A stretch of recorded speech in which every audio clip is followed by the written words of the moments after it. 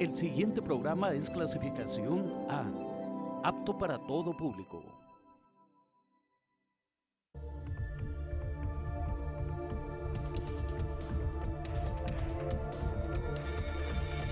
UACJTV presenta. Amigos, ¿qué tal? ¿Cómo están? Bienvenidos. Qué bueno que nos acompañan a esta emisión de Énfasis. Les saludamos desde 44.3 en la Universidad Autónoma de Ciudad Juárez. Vamos a comenzar la emisión del día de hoy.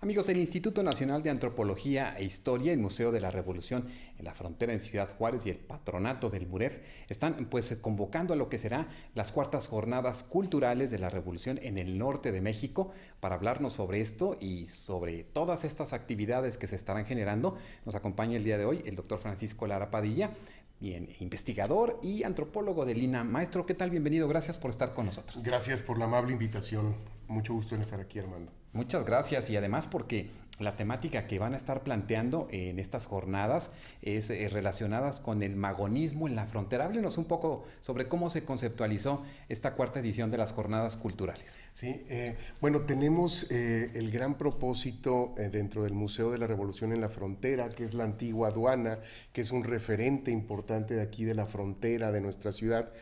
El ser un promotor permanente de la reflexión en torno a la Revolución Mexicana, no vista como un solo concepto, como un concepto monolítico, sino tratando de analizar muchos de los afluentes ideológicos, de los idearios, de los personajes que convergieron en esta gesta revolucionaria y que le han dado sentido al México contemporáneo. Por ello nosotros ahí en el MUREF armamos una jornada cultural cada año que se realiza la primera semana de noviembre. Ahora estamos con la cuarta, la cual se conforma por actividades académicas, se conforma por actividades artísticas y culturales en general. En lo que a nosotros nos concierne como comité académico, hemos ideado una temática muy particular ahora que se llama justamente el magonismo en las fronteras. Está conformado por 2 días de actividades académicas con conferencias por especialistas en el magonismo y en el anarquismo. Ahora explicamos un poco de qué se trata todo esto, pero de los especialistas nacionales e internacionales en el tema que vienen a explicarnos muchos de los contenidos propios del ideario magonista, del ideario anarquista y la manera en que son concebidos dentro del contexto revolucionario mexicano. Claro, y además, bueno, estoy observando que inician este martes 6 de noviembre. ¿Con qué inician, maestro? Hay una presentación de un libro y también una exposición muy interesante. Sí, cómo no. Tenemos la presentación del libro del doctor Jacinto Barrera Basols. Él es investigador del Instituto Nacional de Antropología. Este libro se denomina Memorias de Blas Cáceres. Y es un libro que recupera los testimonios escritos en primera persona de un revolucionario magonista, no quizás de los que aparecen siempre en las fotografías o los más reconocidos como nuestros grandes íconos, sino un revolucionario, digamos, de carne y hueso, de estos que estaban participando no a nivel tan protagónico y que nos participa mucho de la forma en que vivió y concibió la revolución. Ese mismo día también inauguramos una exposición que se denomina La Revolución Viva, Justicia Social y Arte Urbano, en el propio museo. Esta exposición es museográfica y recupera muy buena parte de las expresiones artísticas y estéticas de los jóvenes artistas que participaron en 2006 en el movimiento de APO en la ciudad de Oaxaca, que hubo una tensión muy fuerte con las autoridades centrales de ahí y que la forma que ellos encontraron de manifestarse es a través del arte expresado en las paredes de las calles y en las calles mismas, ¿no? Entonces, como ellos tenían de alguna manera un ideario también anarquista, un poco magonista en 2006, a nosotros nos pareció muy interesante montar esta obra que de alguna manera empata con las inquietudes que se tuvieron a principios del siglo XX en nuestra gesta revolucionaria.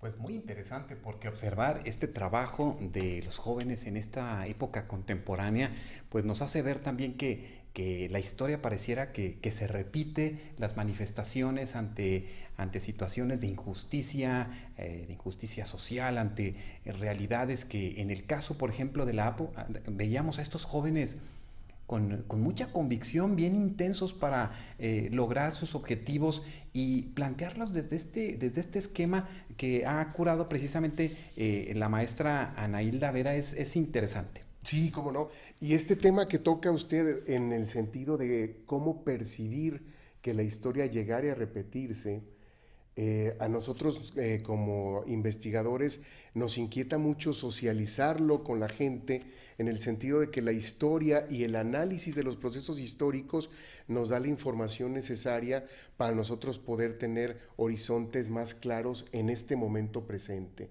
Esta parte de encontrar incluso rasgos semejantes después de un siglo en lo que pudiera ser esta confrontación al Estado de parte del magonismo y del anarquismo, en confrontar si es útil o no el Estado y el gobierno para efectos de sentirse representado uno como ciudadano.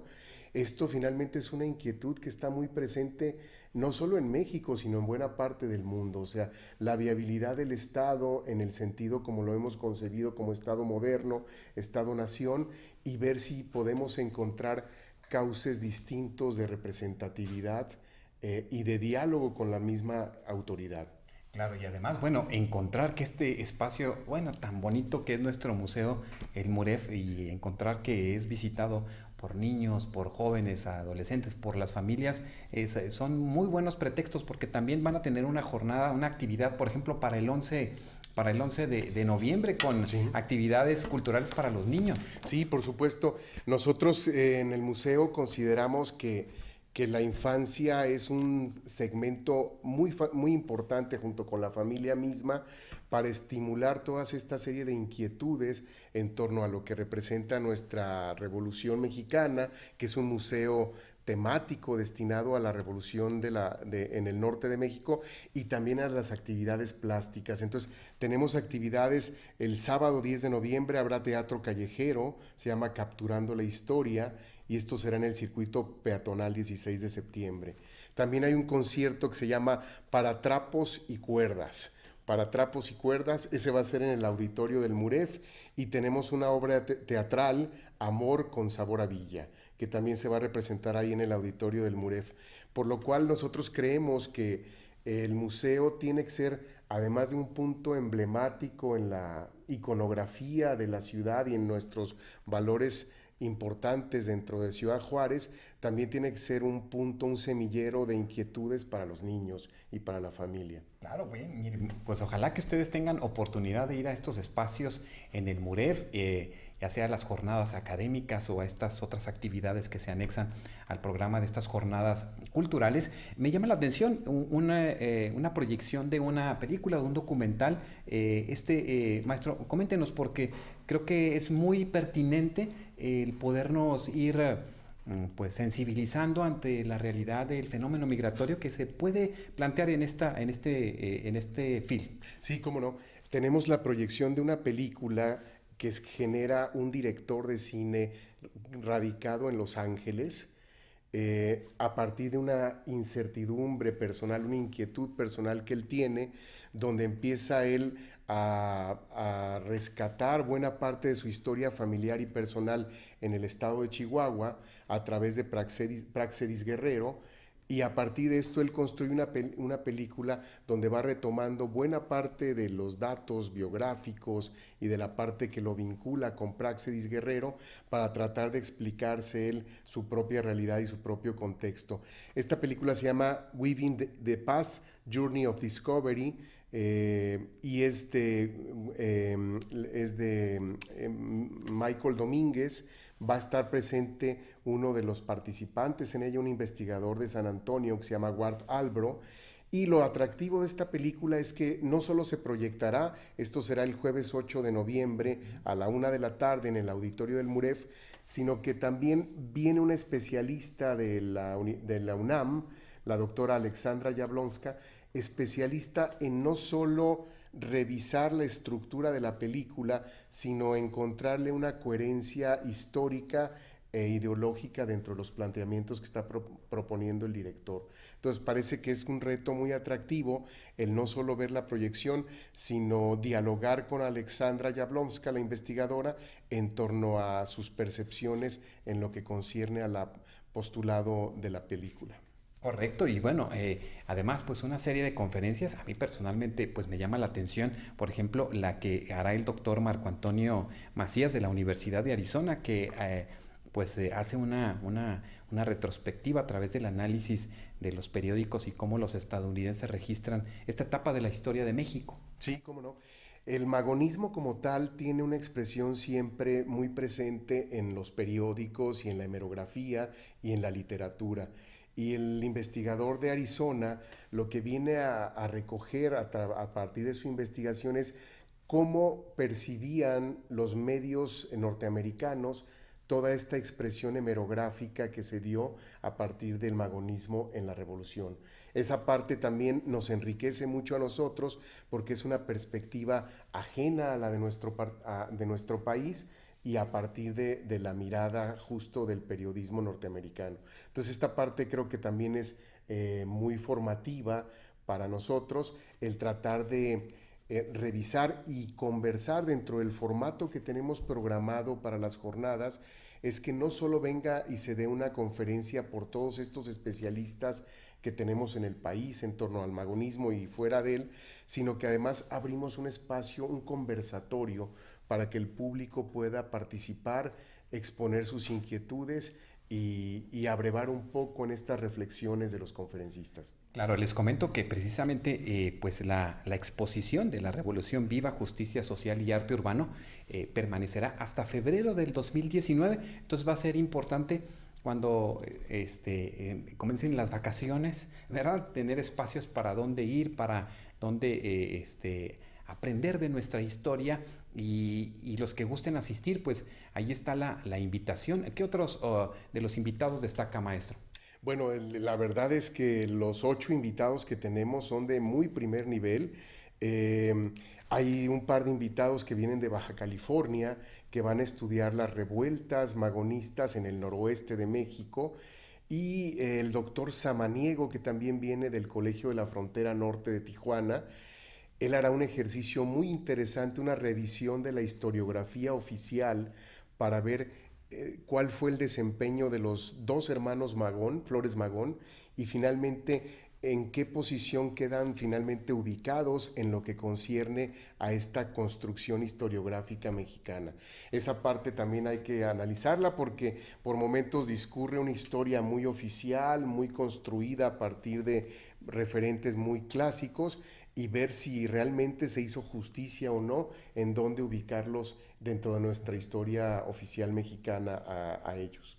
Pues ahí está la invitación, amigos. Ojalá que ustedes puedan ir a participar en algunas de estas actividades de esta 4ª jornada culturales en el Museo de la Revolución. Y pues les queremos agradecer su presencia, maestro, y esperamos pues tenerlos en otro momento para que nos sigan ampliando sobre estos temas. Nosotros encantados, por lo pronto los esperamos del 6 al 11 de noviembre en el Museo de la Revolución en la Frontera, y esperamos construir y seguir construyendo un espacio de interlocución con la sociedad juarense y la sociedad fronteriza. Claro, pues ahí estaremos, recuerden, del 6 al 11 de noviembre en el MUREF, allí en el centro. Vayan a conocer este lugar tan importante para nuestra región en la frontera norte y sur de los Estados Unidos. Les invitamos a quienes nos ven más allá de nuestras fronteras a que asistan a algunos de estos eventos y que ingresen a la página de Facebook del MUREF para que tengan pues a detalle cada una de las actividades y conferencias que se estarán desarrollando. Muchas gracias, doctor Lara, por estar con nosotros. Un gusto. Muchas gracias, Armando. Gracias. Con esto vamos a hacer una pausa y regresamos con más.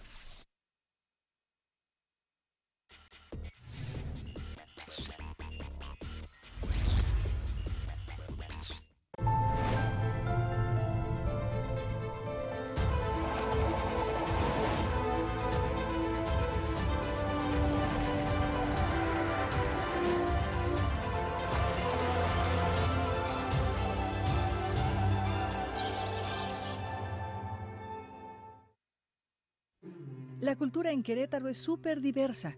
De norte a sur hay muchos pueblos indígenas y también muchos que se han dedicado a observarlos, a estudiarlos.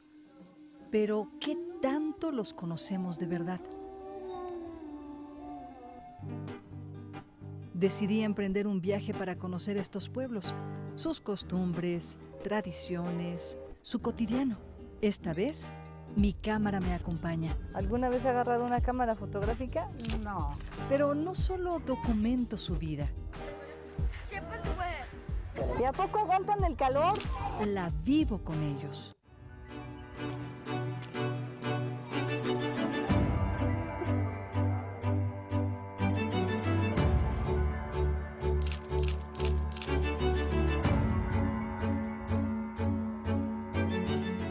Miradas sin filtro.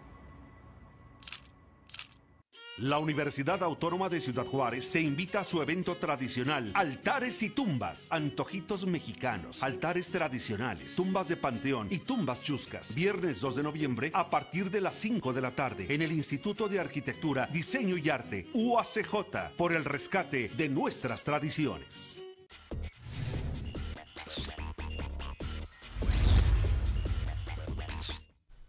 Amigos, pues precisamente estamos en esta época donde se habla del Día de Muertos, de Halloween, y hablando sobre esto, nuestros amigos de Notimex nos presentan parte de lo que sucede en el Museo de Cera en la Ciudad de México. Aquí un recorrido a través de la Cámara del Terror, una invitación a vivir el miedo.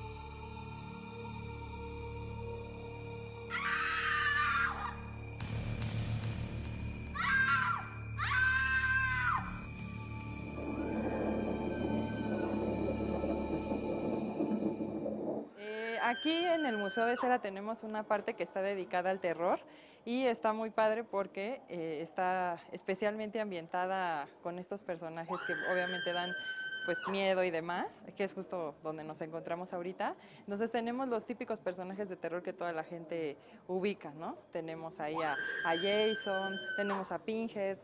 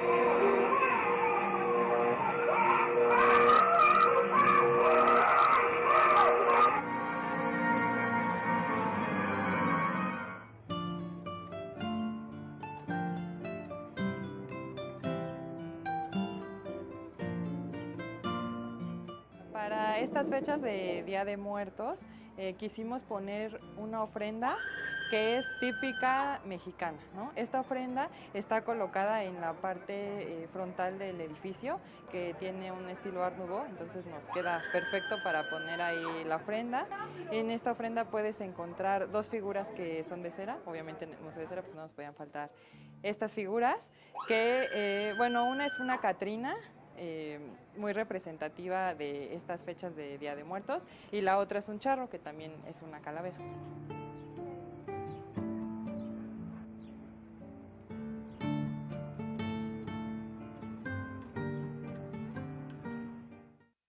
Bien, nosotros en Frontera conocemos precisamente cómo se da este sincretismo, cómo se da esta transculturización con estas tradiciones en nuestra región. y precisamente época que enaltece también la cosmología prehispánica, el mestizaje colonial y las tradiciones, el pan de muerto, tradición mexicana que comparten vivos y muertos.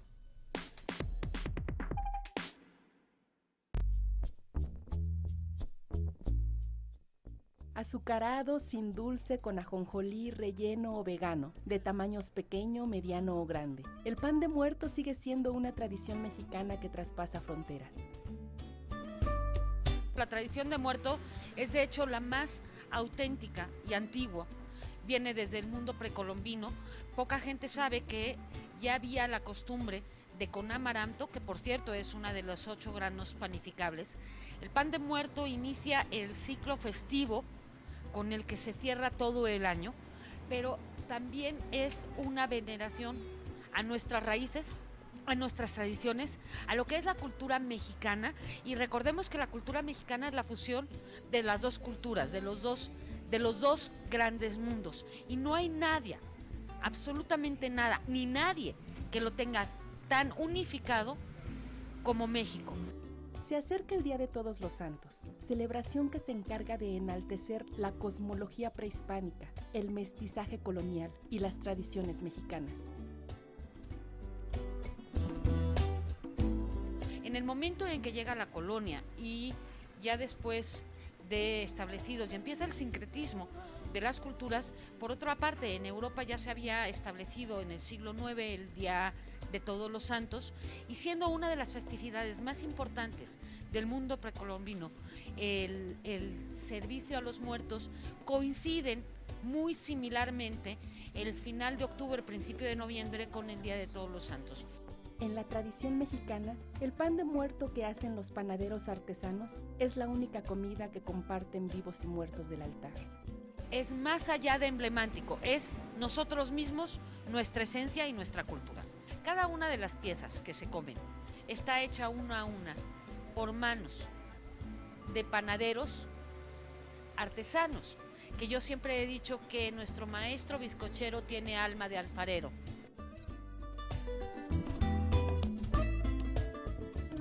De difundir la cultura mexicana, entonces es una manera de dar a conocer a la gente extranjera como que una tradición muy importante en México. El sabor a naranja y azar no es ajeno a los paladares de extranjeros o jóvenes. Ellos también saborean un pedacito o una gran porción de este manjar. Sus tradiciones son muy bonitas, es algo que pues México debe de seguir conservando porque es festejar la vida, no la muerte, sino realmente pues es festejar la vida. Ahora como ha cambiado pues, las épocas de que los chavos, pues, el chiste es metérselos a los chavos, ¿no? Hacemos panes rellenos con crema de avellana, con dulce de leche, con chocolate oaxaqueño, cubiertos con así de esa del glaseado de dona. Hacerlos divertidos también, pero no perdiendo lo que es el sabor, la tradición de lo que es el pan de muerto. Hace todo para seguir jalando las nuevas generaciones.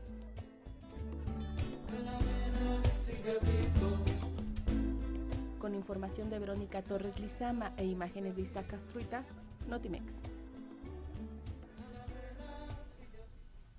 Bien, precisamente la universidad estará viviendo este viernes el 36 edición de Altares y Tumbas 2018, y dentro del espectáculo se desarrolla una actividad que está planteando el maestro César Cabrera del grupo universitario de teatro, que son las mojigangas. Y bien, el quehacer, por ejemplo, en San Miguel de Allende, donde se desarrolla también un ambiente pues tradicional, festivo en esta época, nos habla de la participación de este espectáculo, las mojigangas, desde hace 150 años.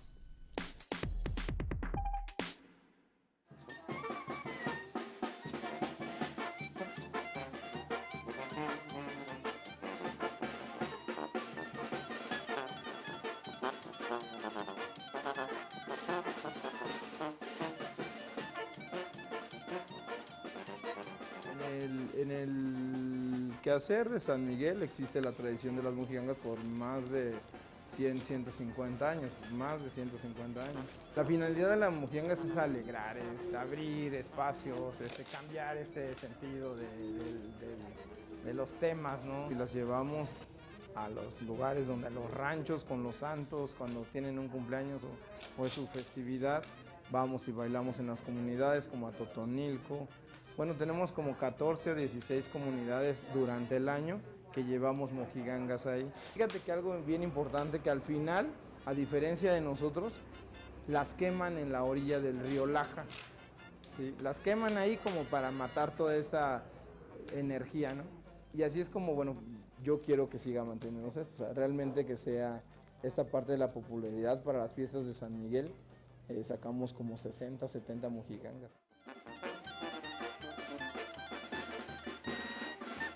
Eso dentro de la gramática española, porque en realidad en México existe la palabra mojigangas para muchas formas de decir, pero en realidad creo yo como punto medular es que es como mofarse o como burlarse, como ser esta parte de... Por eso también las mojigangas se usan dentro del concepto de lo político, como personajes importantes.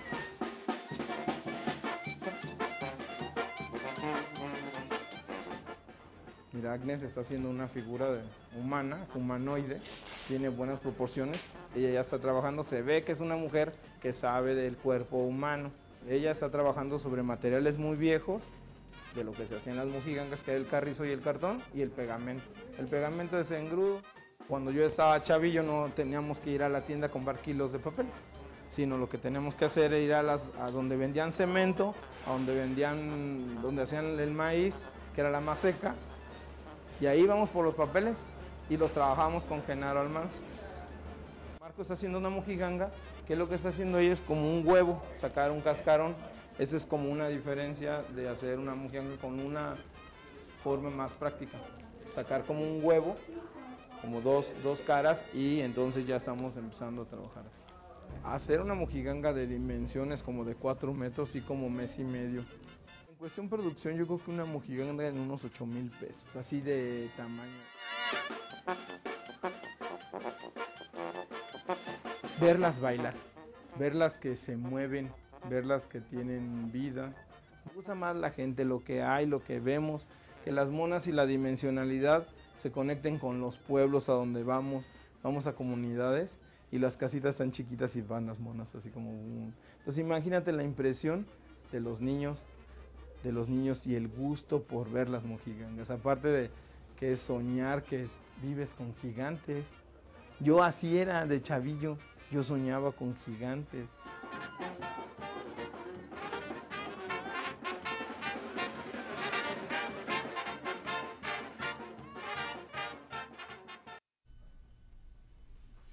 Bien, tradiciones de nuestro pueblo que se dan en muchas partes del país, pero recuerden, les invitamos a esta edición 2018 del tradicional evento de altares y tumbas en el Instituto de Arquitectura, Diseño y Arte, este viernes 2 de noviembre a partir de las 5 de la tarde.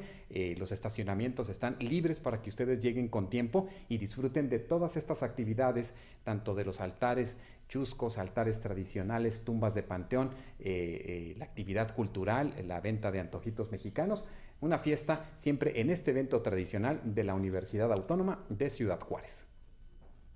Bien, y les queremos también hacer una última invitación a que escuchen a los jóvenes del Cuarteto de Cuerdas de Ricardo Castro, donde están participando en el violín Alejandro Vázquez, Gerardo Rosales, Edgar Rodríguez, y en el violonchelo Fernando Rocha. Será este sábado 4 de noviembre en el Museo de Arte de Ciudad Juárez a las 12 del mediodía, para que tengan una tarde pues muy interesante todavía ahí en el Museo de Arte de Ciudad Juárez, ahí en el PRONAF. Amigos, con esto concluimos la emisión del día de hoy. Muchas gracias por vernos y escucharnos. Hasta nuestro próximo encuentro.